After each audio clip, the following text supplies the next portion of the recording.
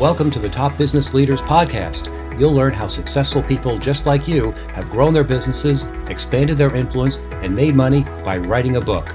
On each episode, you'll learn the inside secrets to help you create a book that can serve as a powerful marketing tool to skyrocket your business. I'm your host, Dan Janal. I help thought leaders, business executives, and entrepreneurs write their books. To find out more and to download our show notes, go to topbusinessleaders.com. Welcome to the Top Business Leaders Podcast. Hi, I'm Dan Janal. I'm the author of 13 books, including Write Your Book in a Flash. Today, I'm meeting with Linda Henman, who has written books and has used books to help build her business. Welcome, Linda. Thank you, Dan. Linda, tell us a little bit about yourself. What's your story? Well, the first half of my adult life, I was an English and speech teacher, and I did that, and it was a very rewarding career at the time. And then I decided I wanted to go back to school to get a PhD in organizational psychology. So I did that a little bit later in life. I didn't even start it till I was 43 years old. Then I was hired by a firm to put the organizational psychology PhD to work, did some very interesting work with them, and then decided I'd like to go out on my own. So in 2004, I started my own business called Henman Performance Group, and I am very happy with having my own business and being my own boss most days. Great. What kind of clients do you work with, and how do you help them? I work with those in the C-suite, and I help them get decisions that they can't afford to get wrong. By that I mean I work with boards to help them with CEO selection. I help senior leadership teams with strategy, and I help both boards and senior leadership teams with mergers and acquisitions. So those are the three main areas where I help clients. You've also written a couple of books. Why did you decide to write a book? Actually, I've written 7. Oh, I'm sorry. The first one was a textbook because at the time I was teaching small group process. So I became an author with an existing book called Small Group Communication, and it's still in publication, and I get about a $15 royalty check every year or so. It all adds up. It all adds up. But it helped me establish a name for myself in the publishing world. And then after I was working with the firm, I thought, what am I really good at? And at the time I was working extensively with Emerson Electric. The speech teacher's not speaking very well today. Helping their middle managers transition from solo performer to having direct report responsibilities. And so I wrote my first book on my own called The Magnetic Boss. And I got about 500 of them delivered to me, and then I realized I didn't want to do that work anymore. I wanted to work with those in the C-suite. And about the same time that I got delivery on that book, I was hired by a board to do CEO selection for a large publicly traded company in St. Louis. And it went very well. And I decided I wish I had a book to hand to John. John Stroop is the guy's name, who came into Belden to run their company. He's been a star ever since he was hired. He was very young, but he was only 38 when he got this job. And I recommended him against somebody who was much more experienced because I knew he would be a better candidate. But I wish at the time that I'd had a book to hand to John. And so I decided to write that book for the next time I did a CEO selection for somebody who was so young. And I called that Landing in the Executive Chair. And I pictured John the whole time I was writing it. What does John need to learn about that? And then I decided that I needed to help people that weren't new to the job, that had been in the job for a long time. What did they need to know? Well, they needed to know how to challenge the ordinary. So I wrote that book. And then I was working with a construction company that is very focused on collegiality and relationships and building rapport with their clients. And it's a big construction company in the Southwest. And they have trouble with tough calls because their driving force is a relationship. So without sacrificing that, how do you make tough calls? So I wrote that book for them, always with a client in mind. And then the last book that I wrote with Constance Derricks is called The Merger Mindset, How to Get It Right in the High Stakes World of Mergers, Acquisitions, and Divestitures. So that one is just out, and I am now trying to build business helping companies with mergers and acquisitions. Excellent. And I'm glad you hit on a key point there, which is one question that I get every time I do a seminar, which is, how do I know what to write about? And you clearly focused on your target reader, and specifically you focused on John and imagined what John wanted to know and what would help John. So I think it's a really good teaching point to think about focusing on that one person, and that way everything else falls into line. It does. And when I did Tough Calls, I focused on a guy named Tim. Tim was getting ready for promotion, and I was actually hired to help him get ready for his promotion. He had gone from an area manager in this construction company to a regional manager. And he was better than anybody at building relationships, but he had a little trouble with those tough calls. And so I pictured him in every chapter. What do I need to tell Tim? That's fantastic, and I'm sure that will help a lot of people listening. So you have the book. How does it help you build your business? Well, I don't write books to sell books. I write books to sell business, as you just said. And the way it has helped me most is it has built my confidence. So when I hand somebody a book that says, I can help you with this, and here's a book, it is a credibility factor for them, but it's a confidence builder for me. And with every book launch, as we talk about what is this book about, who's it for, who's the target audience, why did you write it, all those questions that I'm sure you ask people when they are writing books and you're helping them with that, is once you get that really clear in your own head, and often it takes somebody else dragging it out of you to get those answers, but once you get it clear in your own head and you put it in writing in a book, you just show up differently. You sort of square your shoulders and hold your head high, and you show up as the expert, not an expert, but the expert. I think that's a really important point, because a lot of people don't write their books because they suffer from the imposter syndrome, and they think there's someone smarter or someone better who can do the book. How did you get over that fear? I got rid of that pretty early on when I was working with the firm where I was. And the reason I was sort of thrown into the deep end on mergers and acquisitions with them, because John Tyson had just bought International Beef Products, and he came to our firm, and there were 8 psychologists that worked directly with him and his leadership team to help them figure out what they wanted to do in the succession plan of how do we take all the officers from International Beef Products and Tyson Foods and make one company out of these two, not completely different companies, but somewhat different companies.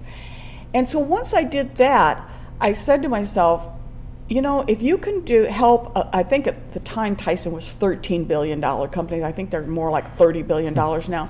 If you can help a company like that, you can do just about anything that your clients bring you in terms of mergers and acquisitions. And so it's that sort of confidence, and then putting in paper what we did there and what was successful there and how I can help clients replicate. So people shouldn't sell themselves short of. People have different accomplishments and different things that they've achieved, and they shouldn't make light of that. They should really celebrate those victories and put those into the books and put those case histories into the books to prove their credibility to their audiences. Well, that's very important, Dan. And the other thing is just sit and ask yourself, and sometimes it helps to work with a mentor or coach or a trusted advisor to talk about these things, of saying, here's what I think I'm the expert on. How do you see me? Is that how you see me, and do you think it's right? And don't ask just anybody this question, by the way. Ask somebody who knows you and knows your work. And when you start to think about it, you say, yeah, I don't know anybody else that knows more about this subject than I do. I don't know anybody else who is more of an expert on this topic than I am. So why shouldn't I be the one writing the book? And when you realize you're not an imposter, and in fact you're as good as most people, and you're better than most. Mm-hmm. And that pushes you into that confidence level. Did you work with a developmental editor or have any other kind of feedback when you wrote your book? Writing comes very easy for me because I'm a former English teacher, but I did hire somebody to edit, and in fact, when Constance and I did the merger mindset, we hired Linda Popke, who's in Alan Weiss's community, to help us editing because we had two voices and two writing styles, and Linda helped us meld it into one. Now, of course, when you're commercially published, they will supply an editor, but it's been my experience that sometimes these editors are not as sharp as the editors that I have hired independently of them, such as Linda Popke, to help me with books. So don't be shy about if you need to have help in writing, and if writing doesn't come easily to you, which, let's face it, most technical experts don't have a writing background.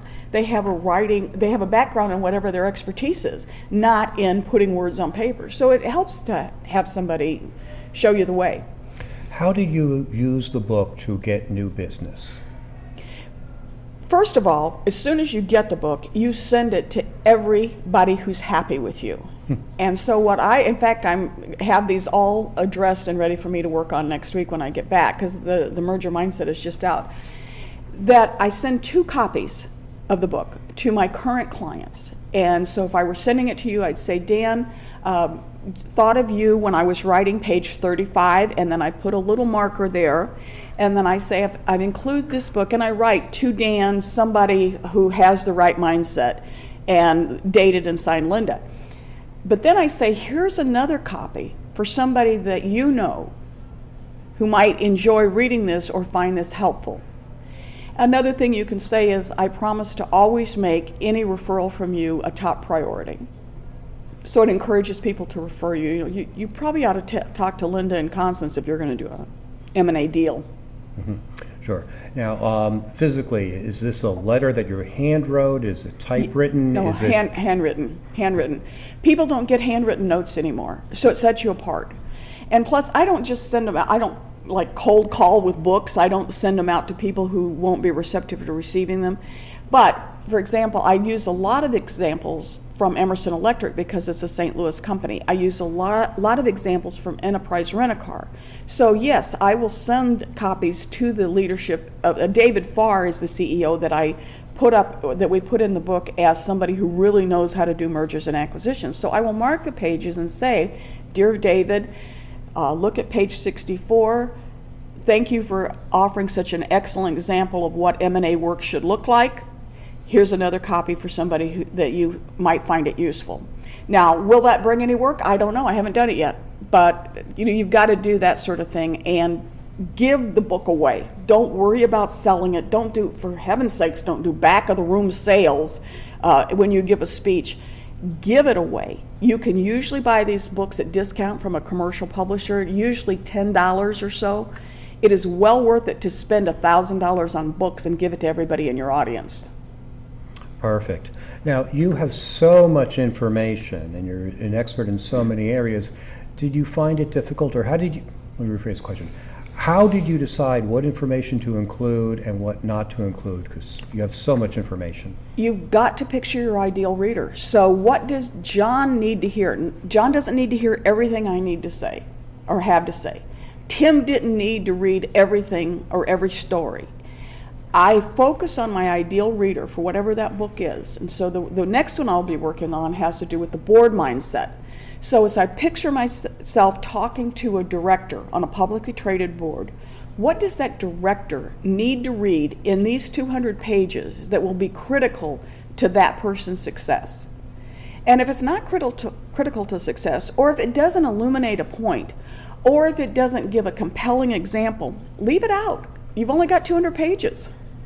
I love the fact you just brought up 200 pages, because that was going to be my next question. How long do you think a book should be, and how many words would 200 pages be in your estimation? Your editor will tell you their maximum. So once you get a publisher, and ideally you get a publisher before you finish the book. That hasn't ever been the case with me, but other people tell me that's true. And they will give you so many thousand books, or so many thousand words per book or per chapter. And then I sit down with a blank piece of paper and I write out my 10 chapter headings. So what does John need to know in 10 chapters? What does Tim need to know in 10 chapters? What does this director need to know? And then I have 5 subsets of each chapter. So you can usually get 5 sections in one chapter. And so then what does that look like? And then another thing that I've done, I don't do it at every book, but I have done it, is I just get out a 3-ring binder and I put each chapter on a tab. And then when I read something in the Wall Street Journal that I'm not ready to write about right now, but I know is going to be key when I write that next chapter, I just open the 3-ring binder, stick it in, close it up, and then it's ready when I get there. So I write the chapters in sequence, and I then go back to whatever the outline was and whatever articles I have, or if I make notes, be sure to read this, be sure to order that book, then it's all there together. Nice. I like the 10-chapter format, but I hadn't heard about the 5 subsections in each chapter, so that's new to me. I love that. That makes it even easier, because I tell people that they can write their book literally in 3 or 4 months if they just write 250 or 500 words a day, which is really no big deal. It's like a blog post. And right. if you have 5 sub-chapters in a chapter, that's really not much longer than a blog post. Well, you're right, Dan, and it makes it much more manageable, because if you said, I have to sit down today and write a chapter, you're going to find 100 other things, maybe I need to go get the oil change in my car instead of writing this chapter. But if you say, I'm going to write 250 words today, and then you just go do it, it's so much more manageable, and then you get a feeling of accomplishment, and then you start thinking about the next section. But what would not work for me, and what I don't recommend for others, is just sit down and freelance, just start writing in, because it won't be organized for your reader. You have to keep your reader in mind and be considerate of your reader. Good point. How do you decide the subject of your book? You have 7 or 8 now. Do you think about new business prospects or new trends to go after, or which comes first, the chicken or the egg? Well, I decide, so beginning of 2019, what work do I want to do going forward in the next few years? And what I want to do is more mergers and acquisitions, CEO selection, and working with boards, and helping everybody with strategy. So what does that book have to look like that I haven't already written? And so that it has to do, the piece that's missing of that puzzle is the board. What does the board mindset need to look like? So Constance and I talked about what the merger mindset needs to look like. So if you are a board of directors, what does your mindset have to look like when you're doing an M&A deal or when you're doing day-to-day governing of the company? How do you do your research? I do it in all different ways. That once you've had a PhD, you know how to do research. For those people who are listening who don't have a PhD, can you boil down 8 years worth of work into 2 minutes? I do most of my research online, and you can usually just Google a topic and find out what you want to know about that. And then if you see a book, then I order it off Amazon. So I don't even need to leave my house very often. I mean, back in the olden days when I was doing my PhD, I was getting ready to send flowers to the research librarian at the graduate school where I was teaching, because they had to go find the books for you. And my original research was on the Vietnam prisoners of war and how they came out resilient as opposed to other POW situations when people in captivity had lots of post-traumatic stress disorder. So I was looking at historical books then, and they were very hard to find. So I do recommend, if you're going to do anything that demands historical research, that you butter up the local research librarian, wherever that is, whatever university is in your town. And they love these things. I would go in, and at the time I was teaching at a university, and they'd say, what do you want now, Linda? I said, okay, I've got to find out, and I'd have my question. And they just salivate over that, because they're librarians and they love figuring out puzzles and coming back, and I come back the next week, you need to read these 3 books, and they would give me my assignment of how to do it. But since then, I read the Wall Street Journal every day, and if you're going to write a business book, you just have to know what's in that Wall Street Journal every day. And I look for not just the business stories, but the other stories. So one of the ways that I write about things is I use a non-business example to illustrate whatever point that I'm trying to make.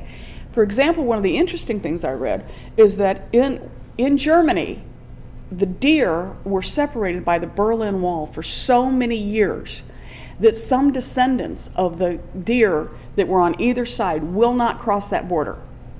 And I said, use that as a metaphor of how often are we accepting the status quo and what somebody prior to us in the organization did, and we won't step across a border, either one.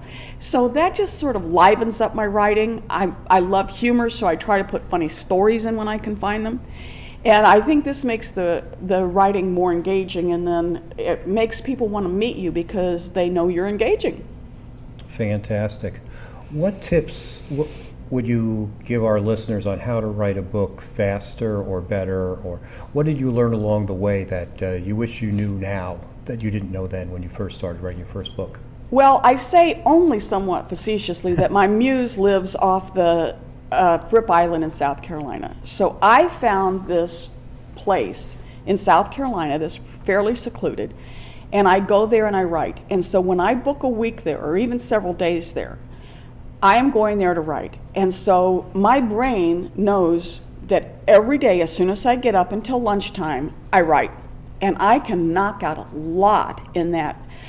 I've talked to other people that said I go to Barcelona to write. They have some place that they go. For other people, they can't travel, they can't get away from home, but they say my writing desk. So maybe it's a different part of your house even from where you normally do your work. But there needs to be a physical place where you feel creative.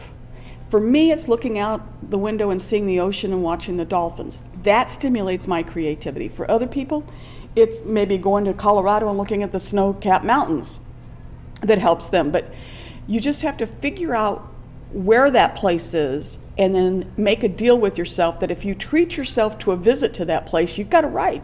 Mm-hmm. It's not a vacation.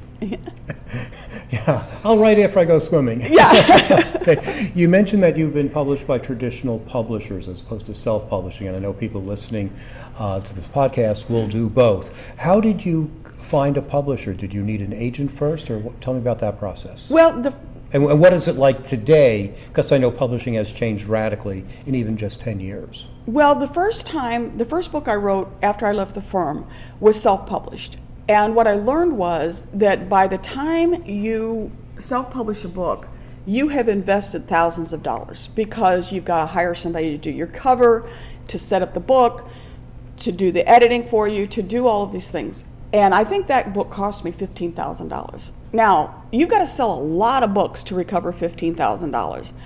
And I used to babysit for 50 cents an hour, and I think I made more babysitting than I did on that book. And then you get the books delivered to your basement, and Amazon sends you something that says, send us 2 books as they need them. Well, that's painful. So then you have to drop everything, get the books ready, and send them to Amazon on a regular basis to get them out. So I decided this is too labor intensive. So the next time I was in Alan Weiss's community, and I worked with his agents, and I got an agent for landing in the executive chair. Now, he got paid for being my agent, and I think I got $1,000 that time, but it wasn't much. Career Press did that book. The next time, my agent didn't think that he could help me with it, so I went back to the publisher, and I said, do you want to do this next book? And they said, yeah, but we've changed things, and you're going to have to buy a X number of books. I don't remember how many it was. And that's very common today. It's very common. And that had changed between that second book I wrote and the third book I wrote. And then the next time I wrote a book, I couldn't get an agent to do it, so I went to Business Expert Press myself and got it. And I should tell your listeners that when you're a member of Alan Weiss's community and you mention that in your proposal or you mention it to agents, that it really does put you at the front of the line. And when you can get other people who have published in this community to do a recommendation to their editor or to their acquisitions person at whatever the commercially published place is, then that works. Now, Constance Derricks, who wrote Merger Mindset with me, had just published High Stakes Leadership. And it was doing very well. She hired some marketing people to help her with it, and she was getting a lot of attention. And I said, Constance, we have got to get this proposal in before you have too many years of book sales, because they work against you if you don't have high sales. The publisher wants you to sell 10,000 books. Mm-hmm. So if you don't reach that threshold in a period of time that they think is reasonable, your chances of getting another book with that publisher go way down. Or they say you have to by so many thousand.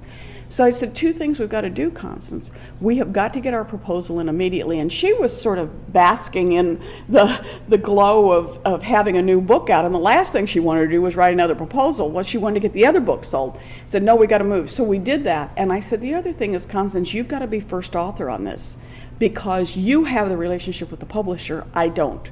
And so they published it. We're very happy with it. And as I said, it's just out.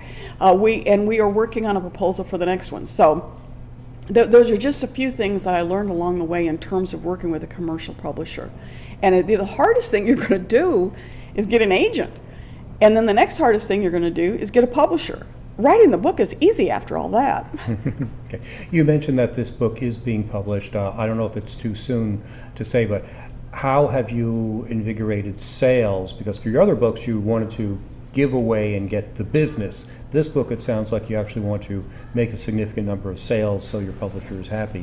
What are you doing to sell the book one by one? Well, we hired Lisa Larder's group to help us with this, and they are excellent at a book launch. And Constance had worked with another firm before, plus Lisa Larder's group, to help her with the book launch. And she was very happy with them. She said, we really need to work with Lisa. Well, her team was so good at the pre-sales, which I had never thought about pre-sales. And with my other books, nobody talked to me about pre-sales.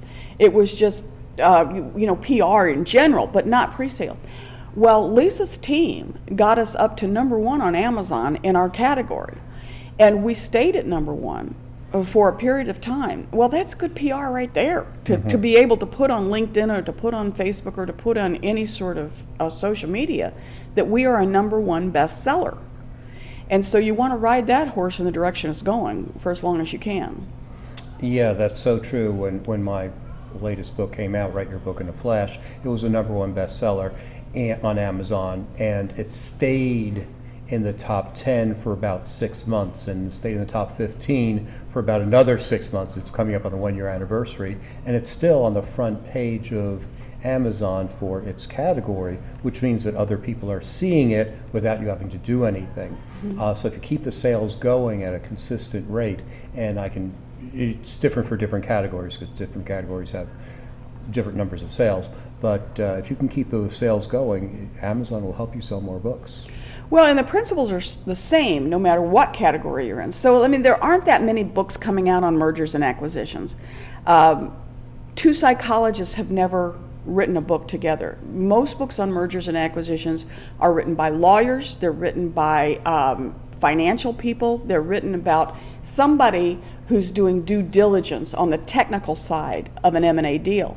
So we wanted to write something about the psychological aspects. So once you distinguish yourself from the pack, first of all, this is a very niche market of mergers and acquisitions, and then we're not going to write yet another one of here's how you do due diligence and find out how they make money or even what their people are like. We wrote ours about what mindset do you have to have and what do you have to think about as you're approaching the deal, in the deal, and then integrating the other company with you. So the stages of an M&A deal. So the principles are the same. You want to distinguish yourself and you want to get those pre-sales and get that, because as you said, if you're on the first page of whatever the category is, your chances of selling more books go way up.